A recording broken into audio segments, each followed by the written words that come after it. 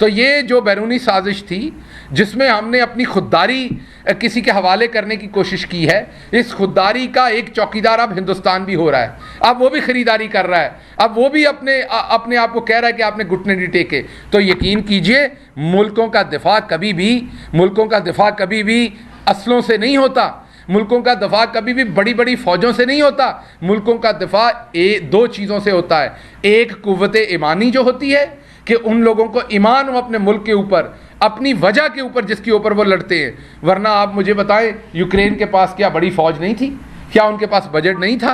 या और मुल्कों की मिसालें ले लें आप। तो मुल्कों का दिफा पहले जज्बा ईमानी पे होता है। हमारा एक एक फ़ौजी शहीद जो शहीद होता है, पीछे बेवा छोड़ता है, पीछे छोटे छोटे बच्चे छोड़ता है, पीछे माँ छोड़ता है, कोई उसे पता नहीं होता उनका पुरसाने हाल किस तरीके से होगा अगले टाइम में। अच्छा गिल साहब, बड़े से सवाल है, ये बता दें कि सियासत में जो एक तो जलसे आप लोगों ने शुरू कर दी, दूसरी तरफ हुकूमत जो है, अब इत्तेहादी हुकूमत है, वो भी जलसे करने जा रही है। तो क्या ये इलेक्शंस की तरफ आप लोग, एक तो आप लोग डिमांड करते हैं इलेक्शंस की तरफ, वो कहते हैं कि हुकूमत ही चलती रहे, तो मुल्क किस तरफ लेके जा रहे हैं? क्या क्योंकि हर कोई अपने इक़्तिदार के पीछे है, लेकिन मुल्क का क्या होगा ये आप बता।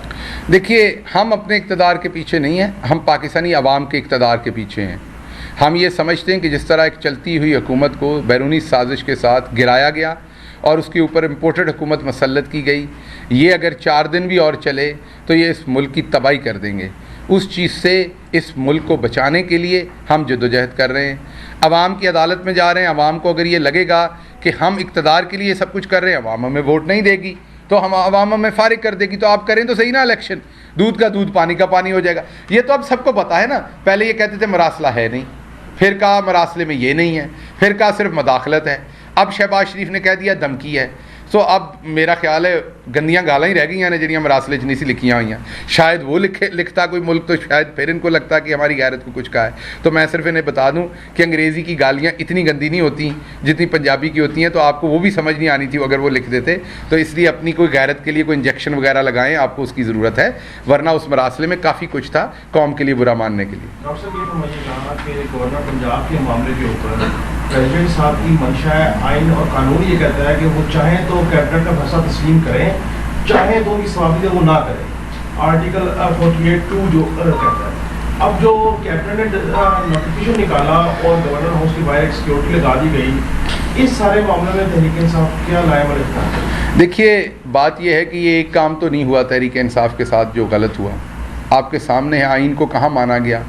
इस पूरे प्रोसेस में जिस तरीके से आइन को मलिया मेट किया गया, आइन शिकनी की गई जिस तरह इस पूरे प्रोसेस में, वो आपके सामने है। कोई एक काम भी तो आइन के मुताबिक नहीं किया गया। इमरान खान को क्या आइन के मुताबिक भेजा जा सकता था? नहीं भेजा जा सकता था। आइन क्लियर है, लोटे नहीं बन सकते। आइन क्लियर है, लोटे वोट नहीं दे सकते। आपके सामने फेडरल में भी ये तमाशा दिखाया गया, आपके सामने फिर वहाँ पर पंजाब में तो बिल्कुल ही खुल के दिखाया गया।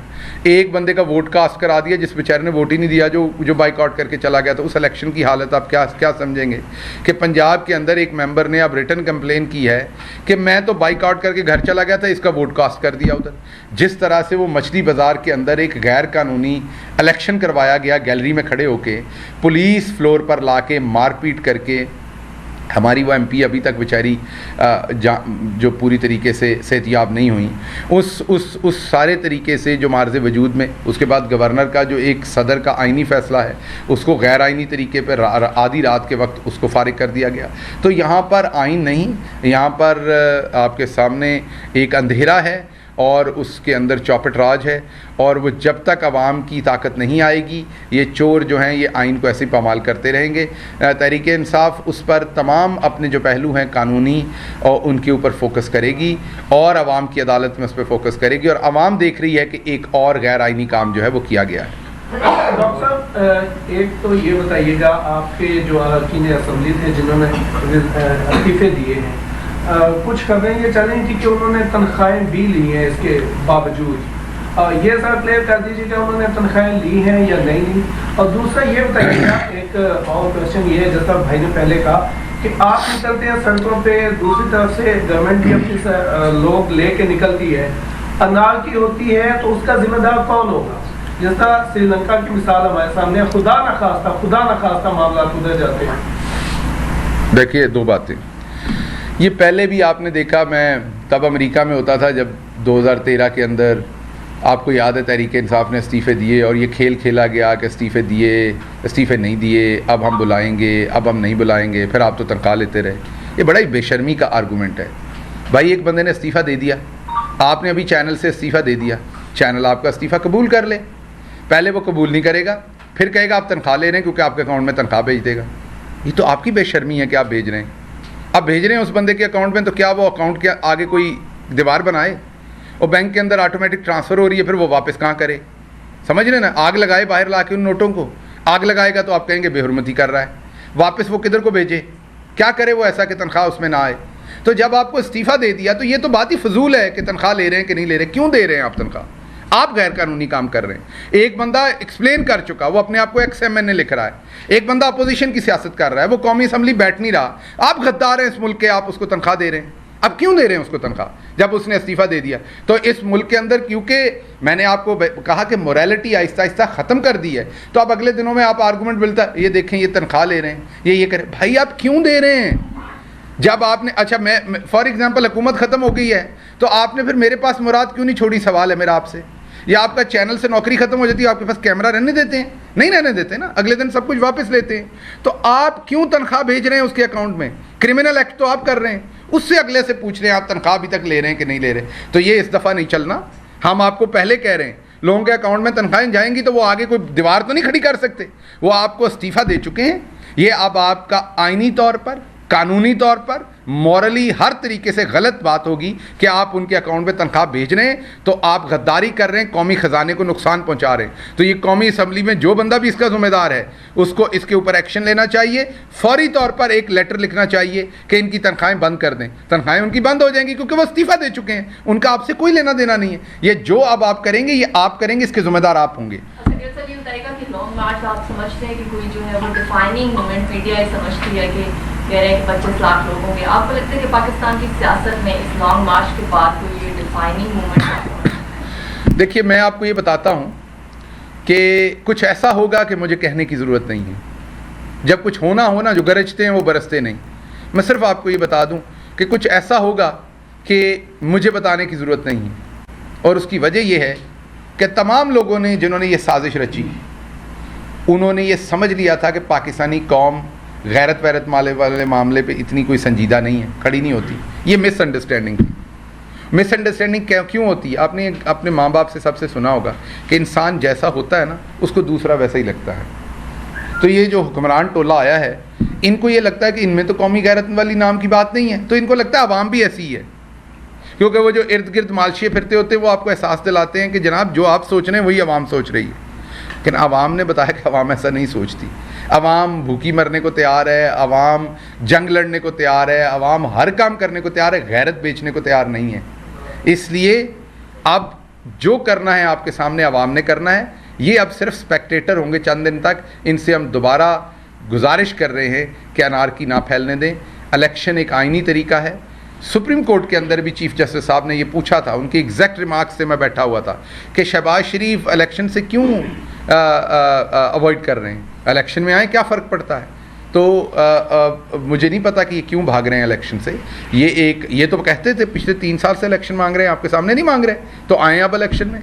इलेक्शन ही एक आइनी हिस्सा है। हम गलत होंगे, हमने गलत हुकूमत चलाई थी, हम नाहल थे, नकम्मे थे। मतलब आज NCOC की चेयर जो है वो कादर पटेल ने की है। हमें बताया जाता था आपकी टीम ठीक नहीं है। असद उमर की जगह पर NCOC की कुर्सी के ऊपर कादर पटेल को बिठाया गया। लेकिन बात एक और है कि वो कादर पटेल वगैरह बेचारे के साथ, वो सारी दुनिया के साथ फ्रॉड मारते, उनके साथ फ्रॉड मार दिया गया कि उनको झूठी NCOC के सामने बिठा दिया गया। ना वो बिल्डिंग थी NCOC की, ना वो मेज़ थी, ना आगे बैठे हुए वो लोग थे। असद उमर जब चेयर करते थे तो आर्म्ड फोर्सेस के सीनियर तरीन अफसरान वहाँ बैठे थे। आज जो बेचारे कादर पटेल के साथ किया गया है, हेल्थ वालों ने किया है और दूसरे तमाम महकमों ने किया है। वो बेचारे को एक झूठी किस्म की NCOC बिठा के उसके ऊपर झूठा किस्म का उसको चेयरमैन बना दिया गया है। लेकिन मैं सिर्फ वापस आता हूँ, इस बात को सिर्फ मद्देनज़र रखें कि ये इनकी रिप्लेसमेंट है, असद उमर की रिप्लेसमेंट कादर पटेल है। तो ये है टीम इनके पास, जिसका बार बार हमें कहा जाता था कि आपके पास टीम तजर्बेकार नहीं है। ए ले लो ए प्याज तजर्बा। अच्छा, साहब ये बताएं कि खान साहब अपने तकरीबन जलसों में, हर जलसे में अदालतों के हवाले से कहते हैं कि रात 12 बजे क्यों खुली। जिस अदालत से आपने अपने लिए पूरी जमानत के हवाले से कहा, उसी अदालत के एक रिमार्क्स थे कि खान साहब को अगर अदालतों पे यकीन नहीं है तो वो आकर हमें बता सकते हैं, लेकिन एक फैसला 2014 के 2013 का उसी अदालत के चीफ जस्टिस ने हवाला दिया कि रात 11 बजे पीटीआई के कोई कारकुनानों का कोई केस था जिस पर उन पीटीआई के फेवर में फैसला दिया गया। तो उस टाइम ये चीफ जस्टिस के रिमार्क्स थे। तो ये बता दें कि जब वो उस टाइम 2000 रात के 11 बजे पीटीआई के फेवर में फैसला था, तब खान साहब ने नहीं बोला कि रात को अदालतें क्यों खुल रही हैं, लेकिन जब 12 बजे उनके खिलाफ फैसला आया तो फिर ये इस पे बात कर रहे हैं। देखिए अगर आप इमरान खान साहब की कोई तकरीर भी सुने, कोई तकरीर भी, और पाकिस्तान तहरीक इंसाफ जो है, अगर आपको याद हो 1996 में जब बनाई गई तो एक तो इसका नाम इंसाफ रखा गया। सबसे पहले आप ये देखिए, एक वकला भारी तादाद में उस टाइम इसमें शामिल थे आपके सामने, और इसका जो 3 बुनियादी सतून थे वो इंसाफ, खुददारी और इंसानियत, उसमें भी इंसाफ पहले था। तो इमरान खान हमेशा अदालतों का एहतराम करते हैं, इमरान खान ने हमेशा अदालतों का एहतराम किया, और इमरान खान के नज़दीक सबसे पहले इंसाफ है। वो बार बार कहते हैं अगर किसी माशरे में इंसाफ नहीं होगा तो फिर वहाँ इंसानियत भी नहीं होगी, वहाँ खुददारी का तहफ़्फ़ुज़ भी नहीं होगा, वहाँ पर गरीब की निगहदाश्त भी नहीं होगी, वहाँ पर गरीब के हकूक़ का तहफ़्फ़ुज़ भी नहीं होगा, और वो सोसाइटी कभी आगे फल फूल नहीं सकती। इसलिए ये बात रिकॉर्ड पे रख लें और इस बात को हमेशा के लिए याद कर लें कि इमरान खान जिसका नाम है वो इंसाफ के लिए है, वो मुल्क में हर सूरत इंसाफ के लिए है, और उसके लिए वो जो इंसाफ के इदारे हैं उनका एहतराम भी करते हैं।